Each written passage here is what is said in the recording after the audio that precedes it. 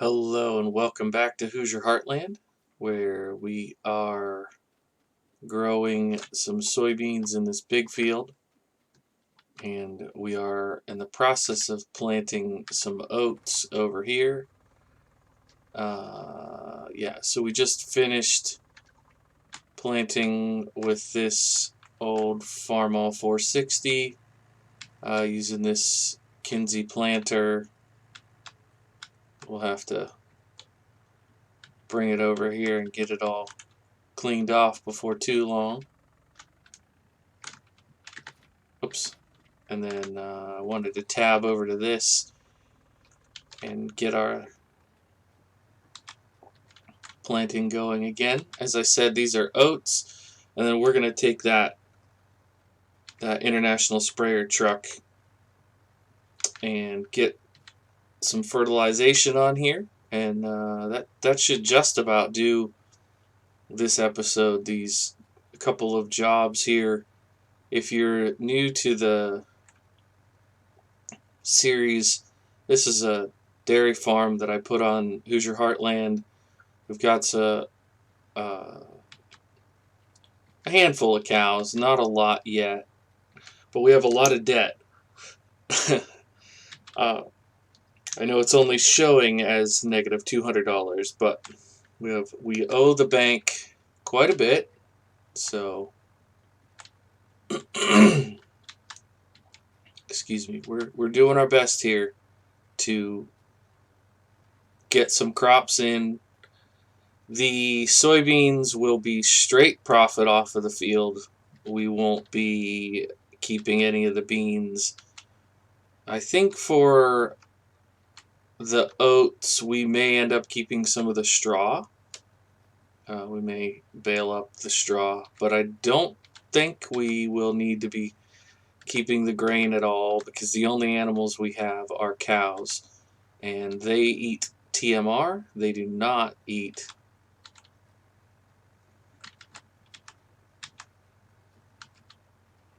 just straight up oats. The game basically simulates TMR as using the straw. You know, the straw is part of it's the dried plant. So there would be some residual grain that would make it into that, but they don't, it's not like you're doing the grinder mixer where you're putting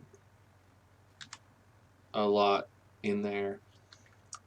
If you watched the last episode, we had a little bit of an issue with the seed that we have available.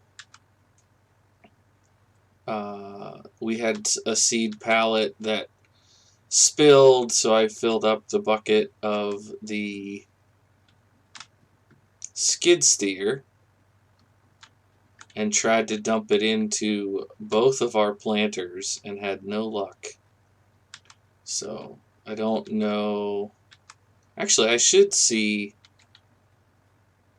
if that other planter, it's wider. I could maybe do it and finish this job faster. Will it let me select oats? It will. Okay, great.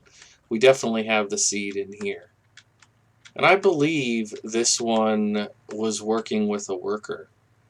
So I'll get it started on this edge, and hopefully we can get this done faster. I'll jump back in this one. For some reason, if I remember right, that one was not working with a worker. So we'll get this guy started here.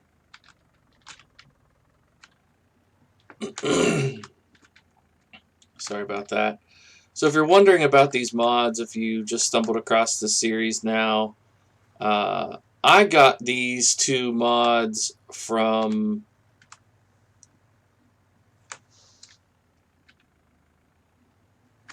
a modder named John Blard, who I believe is at this point out of the modding game. But he converted these two tractors. I like them a lot. They're the 560 I put duals on, and the 460, obviously a little bit more horsepower on this one. But I just like this older style. I think it's a lot of fun, and I hope other people will enjoy it as well. Now I'm recording these ahead of time. I'm recording them and then I'm going to release them over time. So I'm really interested to see how this video format does. If you find that you're enjoying this style, the sort of relaxed gameplay, casual gameplay style, you know, I'm not going to be coming at you with these crazy EDM music and check out my time lapse and, you know, a bunch of hot new this and hot new, you know, that's just not my style. That's not my personality. So if you enjoy watching more of a laid back, relaxing playthrough, and I'm trying to keep these at a reasonable time length so that people will be more apt to watch them. Simple, I know, but reality. Because I don't want to be spending a bunch of time trying to, you know, producing half-hour long videos that people are watching 2 minutes of and clicking off. Like, I don't know if it's because they get a sense of the setup and that's all they care about, or if they, you know, just want to see what tractors you're using, and after they see that, they're like, okay, the rest is boring.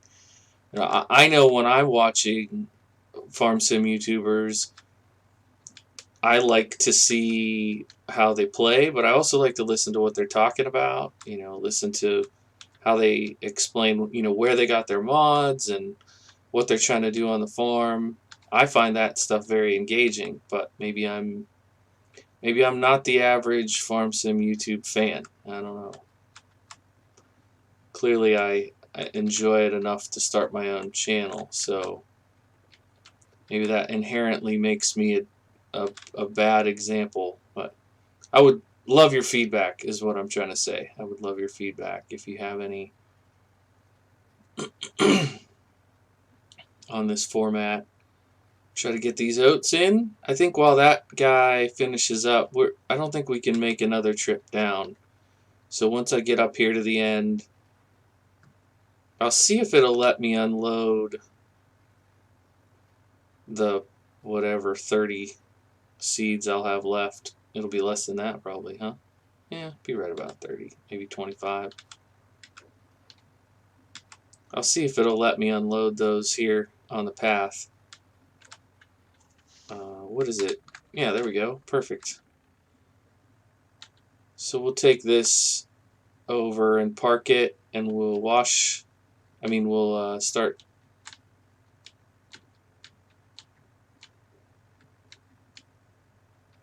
Can I sneak this in there? I think I can.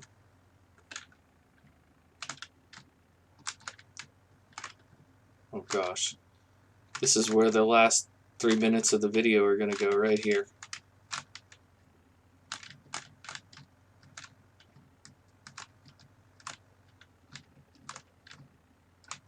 I honestly don't think I'm that bad at this. I just make myself look really bad at this. And I'm sure you can hear the clicking, so in my defense, I am using a keyboard. And it's not a great defense, but it is my defense. I'm really hoping that, oh boy, we need a little more space. I'm really hoping that the yield on these crops is going to be really good so that we can make some money, some cushion money. Because it's a little bit frustrating running on the margins that we're running on right now, which is to say we're broke. We have a good bit of equipment, but I want to say, not to toot my own horn, but I think I did a pretty good job of selecting equipment that was sufficient for the type of farm that we're doing. In other words, it's not like I went out and bought some fancy $300,000 combine or whatever, I think it is an appropriate setup, even if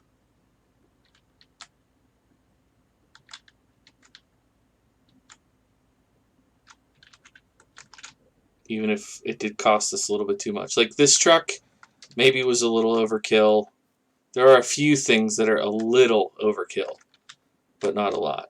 All right, thank you so much for checking out this episode. We'll come back here in a little while with another one to hopefully show you the next development. Thanks so much for watching. Bye for now.